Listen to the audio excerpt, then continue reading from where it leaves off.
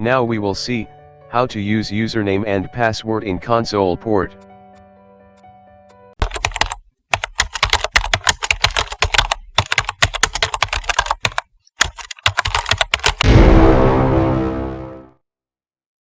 Go to privilege exec mode, type enable and hit enter. Go to global configuration mode.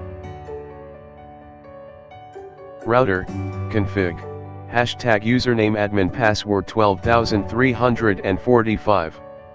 Router, config, hashtag line console 0. Router, config line, hashtag login local.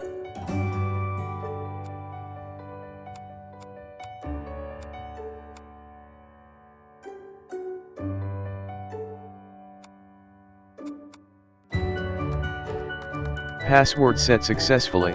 Thanks for watching. Please subscribe my channel.